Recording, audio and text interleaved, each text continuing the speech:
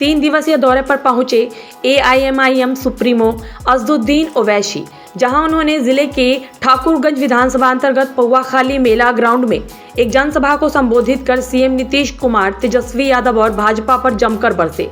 ओवैसी ने सीएम नीतीश कुमार पर चुटकी लेते हुए कहा कि नीतीश कुमार इतनी बार पलटी मार चुके हैं कि गिरगिट भी इनको देखकर शर्मा जाए। अब तो इनकी याददाश्त भी ठीक नहीं है। सुबह और शाम के फर्क को भी नीतीश कुमार को समझने की शक्ति नहीं रही।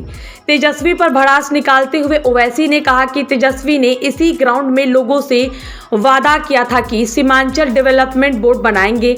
ओवैसी ने तेजस्वी से पूछा, कहाँ गया सीमांचल डेवलपमेंट का वो वादा? सिर्फ सीमांचल के लोगों का वोट लेना जानते हैं, लेकिन सीमांचल के विकास नहीं करते, सिर्फ झूठा वादा करते हैं। उन्होंने कहा कि चुनाव के वक्त मुझे कहा था कि हैदराबाद से ओवैसी आया है, उसे बिरयानी खिलाकर भेज दो। ओवैसी ने अपने जवाब में तेजस्वी से कहा कि अगर तेजस्वी तुमको खाने की जरूरत पड़ गई तो हम भिजवाने के लिए तैयार है। वहीं ओवैसी ने कहा कि हमारे 4 विधायक को गुलाब जामुन समझकर तेजस्वी ने खा लिया, लेकिन हजम नहीं कर पाया। एआईएमआईएम छोड़कर राजद में गए 4 विधायक जनता के बीच मुंह दिखाने के लायक नहीं रहे। असदुद्दीन ओवैसी ने खुद को अल्पसंख्यकों को अपना हितैषी बताते हुए कहा कि हम भाजपा से कभी समझौता नहीं करने वाले और न ही कभी करेंगे। आज देश में किस तरह का माहौल है, फिरका परस्त ताकत चरम सीमा पर है। पीएम मोदी देश की राजनीति से मुस्लिमों को दूर कर दिए हैं। ओवैसी ने कहा कि पीएम मोदी 370 सीटों पर लोकसभा चुनाव जीतने का दावा कर रहे हैं। उसे रोकने के लिए जनता से एआईएमआईएम को वोट देने की मांग की गई। उन्होंने कहा कि पिछले लोकसभा चुनाव में बिहार के एकमात्र किशनगंज सीट से चुनाव लड़े थे, जिस सीट पर एनडीए के उम्मीदवार नहीं जीत सके थे, लेकिन बाकी सीटों पर भाजपा की जीत हुई। लेकिन इस बार किशनगंज के अलावा बिहार के अन्य सीटों पर चुनाव लड़ने के लिए रणनीति बन रही है। मेरे भाई, आज आप देखते हैं कि देश में, मुल्क में किस तरह का माहौल है। फिरका परस्ती अपने अरूज पर है। नरेंद्र मोदी ने भारत की राजनीति से मुस्लिम अकलियत को बिल्कुल ही दूर करके रख दिया। आपकी आवाज कहां है बताओ? आपकी आवाज कहां पे आपको नजर आती है? ये आपने जिसको अपना एमपी बनाकर कामयाब किया, क्या आपने कभी इसकी जबान से सुना भारत की पार्लियामेंट में सीमांचल की आवाम से इंसाफ होगा? क्या तुमने कभी सुना कि इसने कभी पार्लियामेंट में उठकर एक लफ्ज कहा बाबरी मस्जिद का? अरे जो मुझ पर इल्जाम लगाते, मैं तुमको चैलेंज कर रहा हूं। तुम कल प्रेस कॉन्फ्रेंस करके बाबरी मस्जिद का नाम ले लो। तुम कल प्रेस कॉन्फ्रेंस करके कह दो कि 6 दिसंबर 1992 को भारत के संविधान की धज्जियां उड़ाई गई थी। नहीं बोलेंगे। क्यों नहीं बोलेंगे? बोलेंगे हम कैसे बोलेंगे? अगर हम बोलेंगे तो हमको इनका वोट नहीं मिलेगा, उनका वोट नहीं मिलेगा। अरे बताओ, जब चुनाव आ जाते हैं तो हमारे गली कूचों में, हमारे गांव में, हमारे घर पर आकर हमसे कहते हैं कि सेकुलरिज्म को जिंदा रखने के लिए आप हमको वोट दो। मैं आपसे पूछना चाह रहा हूं मेरे अजीज दोस्तों, मेरी इज्जतदार माँ और बहनों, बताओ अगर नीतीश कुमार का नाम असदुद्दीन ओवैसी होता तो तुम क्या करते? नीतीश कुमार की जगह असदुद्दीन ओवैसी ये काम करता तो इस तमाम के तमाम खड़े हो जाते। ये तमाम के तमाम ये कहते हैं कि अगर ये मर जाए तो कब्रिस्तान में इसको जगह मत दो। मगर उसका नाम नीतीश कुमार है तो तुम अपनी ज़बानें बंद कर बैठते हो। मैं चुनाव लड़ता हूं, तेजस्वी मिलकर हुकूमत बनाते हैं और फिर बीजेपी को बिहार में मुसल्लत करते हैं क्योंकि उनका नाम तेजस्वी है। तुम उसको कुछ नहीं बोलोगे। अरे मेरे भाई, यही तो हम आपको बताना चाहते हैं। यही इनकी नाइंसाफी है, यही इनका आपसे कोई मोहब्बत नहीं, ये नफरत करते हैं आपसे। इसीलिए हम आपसे अदबन गुजारिश करने आए हैं कि आप इस बार आने वाले लोकसभा के चुनाव में अपने वोट का सही इस्तेमाल करिए, अपनी लीडरशिप को बनाइए। आपके वोटों से मुंतखब शुदा, आपकी दुआओं से मुंतखब शुदा 4 विधायक को उन्होंने खरीद लिया। अब बताइए कौन जिम्मेदार है अगर आज बिहार में बीजेपी की सरकार है? तेजस्वी से पूछेंगे तो तेजस्वी बोलेंगे चाचा हमको छोड़कर चले गए। नीतीश कुमार से पूछेंगे तो अल्फाज चाप चाप कर बोलेंगे हम मर भी गए तो नहीं जाएंगे, अब कह रहे हैं कि हम यहीं रहेंगे। यानी नीतीश कुमार, अगर गिरगुट और नीतीश कुमार को सामने रखा जाए तो गिरगुट कहेगा कि मुझे इससे शर्म आती है। इतना रंग बदलते हैं नीतीश कुमार। सुबह में जो बोलेंगे शाम तक चाचा पलट जाएंगे। अरे जब तुम सत्ता में तेजस्वी चाचा के साथ आ गए तो बड़ा हाथ पकड़ कर चल रहे थे, गले मिल मिल कर बोल रहे थे कि हम ये कर देंगे, बताओ फिर क्या हुआ? क्या सीमांचल की जनता से इंसाफ हुआ? क्या सीमांचल में यहाँ पर आप ही के इस विधानसभा में यहाँ पर 2 अनुमंडल की जरूरत थी, क्या एक अनुमंडल खुला? 10वीं जमात के इम्तिहानात चल रहे, हमारे बच्चों को तकलीफ होती है, यहाँ की जनता को तकलीफ होती है, मगर सिर्फ खेल सत्ता का है और सिर्फ कोशिश यही होगी कि कहीं से भी किधर से भी सीमांचल की जनता से इंसाफ ना हो। मैं पहले भी आपसे कहा हूं और आज फिर कह रहा हूं मेरे भाई, जब तक अल्लाह असदुद्दीन ओवैसी को जिंदा रखेगा मैं सीमांचल की लड़ाई लड़ता था, लड़ रहा हूं और इंशाअल्लाह ताला लड़ता रहूंगा। सीमांचल तेजस्वी यादव है यहीं पर कहा था सीमांचल डेवलपमेंट बोर्ड बनाएंगे, कहा था ना, यही कहा था। हमारी बात का यकीन कर लो। सीमांचल डेवलपमेंट बोर्ड कहां गया? हजम कर गए तुम उसको भी। जब वोट लेना आता है तो सब खड़े होकर झूठी बातें करते हैं। और क्या कहा था तेजस्वी ने कि हैदराबाद से ओवैसी आया, इसको बिरयानी खिलाकर भिजा दो। अरे तेजस्वी, तुमको कभी खाने की जरूरत पड़ गई तो हम अपने घर से भिजाने को तैयार हैं। बताओ, मगर तुमने सीमांचल की जनता का खाना छीन लिया, तुमने सीमांचल के गरीबों से इंसाफ नहीं किया।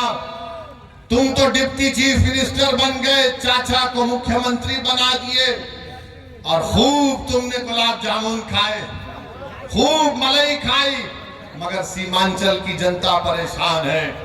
तो इसीलिए हम आपसे अपील कर रहे हैं कि आप आने वाले चुनाव में मुत्तहिदा तौर पर मजलिस का साथ दीजिए। हम पिछले बार भी एक ही सीट पर लड़े थे, दूसरी सीट पर नहीं लड़े, तो कई सीटों पर बीजेपी जीत गई, मगर अब की बार इंशाअल्लाह ताला किशनगंज भी लड़ेंगे और भी कई पार्लियामेंट की सीट पर इंशाअल्लाह ताला हम सोच और विचार कर रहे हैं, क्योंकि हम जान चुके हैं कि तुम बीजेपी को नहीं रोक सकते। मोदी को अगर कोई रोक सकता है तो इंसाफ पसंद लोग रोक सकते हैं। ये मिलावटी, ये मिले हुए लोग नहीं रोक पाएंगे। ये कभी भी किसी भी कीमत पर आपका सौदा कर जाएंगे। तो हम आपसे अपील कर रहे हैं कि अपने मुत्तहिद रहिए, मजलिस को मजबूत रखिए, क्योंकि मगरिब का वक्त भी होने जा रहा है। हम आपसे जाता है, तेजस्वी यादव को जरा सोचना चाहिए था कि जब तुमको मजलिस की जरूरत पड़ी तो अख्तर अली मान को बुलाया और बोला कि अख्तर भाई हमारा साथ दे दो। तेजस्वी, तुमने जो 4 गुलाब जामुन समझकर हमारे विधायक को खा लिया, वो हजम कर गए तुम उनको? क्या किया तुमने उन 4 का? कहां मुंह दिखाने के काबिल नहीं रहे वो लोग? आज अख्तर अली मान से कह रहे, अरे हमने पहले दिन से कहा था कि हम बीजेपी से कभी समझौता नहीं करने वाले, हम कभी समझौता नहीं किए, ना करेंगे कभी इंशाअल्लाह ताला। 2 मर्तबा नीतीश कुमार को तुमने मुख्यमंत्री बनाया और 2 मर्तबा नीतीश कुमार ने बिहार की जनता को धोखा दिया और बीजेपी को सत्ता दी। मगर बताओ, इनकी जबानें बंद है। जबानें बंद हैं, कुछ नहीं कहते। मगर मेरे अजीज दोस्तों और बुजुर्गों, हम आपसे सिर्फ यही अपील करने आए हैं कि आने वाले लोकसभा के चुनाव में नरेंद्र मोदी के 370 का वो जो दावा कर रहे हैं, उसको रोकने के लिए, सेकुलरिज्म को हकीकी कामयाबी दिलाने के लिए, सीमांचल में इंसाफ की लड़ाई लड़ने के लिए, बिहार के गरीब और मजलूमों के ताकतवर आवाज को पार्लियामेंट में पहुंचाने के लिए, वतन अजीज के गरीब और मजलूम अकलियतों की आवाज को बिहार से पार्लियामेंट तक भिजाने के लिए हम आपसे ये अपील करने आए हैं, गुजारिश करने आए हैं कि आप अब की बार मजलिस को वोट दीजिए।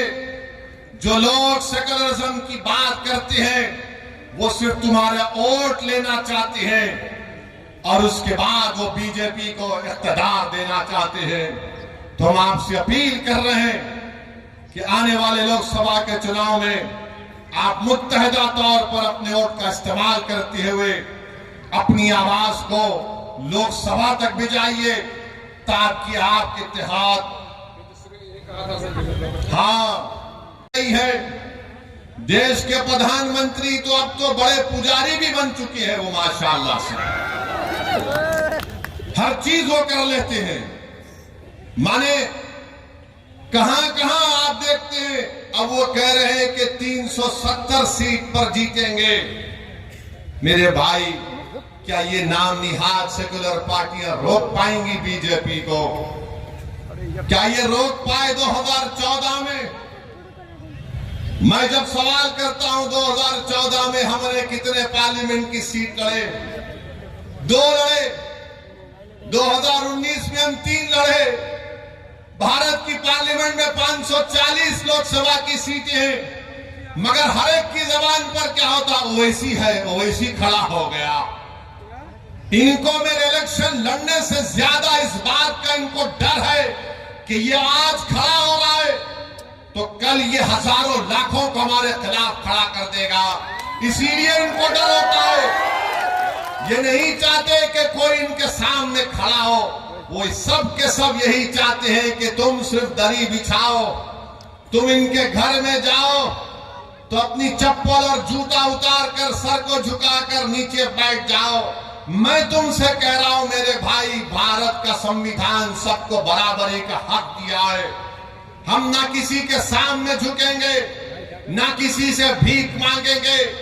संविधान ने जो कहा कि बराबरी मिलनी चाहिए, इंसाफ होना चाहिए, यही लड़ाई मजलिस इत्तेहादुल मुस्लिमीन लड़ रही है। तो ना ये बात मोदी को पसंद आती है, ना ये बात तेजस्वी यादव को पसंद आती है।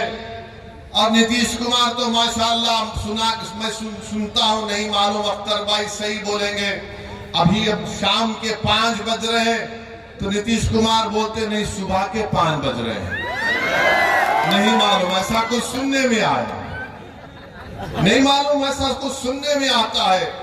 सच क्या है झूठ क्या है मुझे नहीं मालूम, मगर मेरे भाई, मेरे बुजुर्गों, मेरी इज्जतदार मां और बहनों, देश में जो माहौल पैदा किया जा रहा है, इस माहौल को रोकना है आपको। इस माहौल को आप सिर्फ जज्बाती तकारीर और नारों से नहीं रोकेंगे। इस माहौल को अगर आपको रोकना है तो आपको अपनी लीडरशिप को मजबूत करना पड़ेगा। ये जो नफरत का माहौल पूरे देश में पैदा कर दिया गया कि अगर कोई तकरीर करता है मौलाना, कोई शेर पढ़ता है मौलाना, तो उठाकर उसको जेल में डाल दिया जाता है।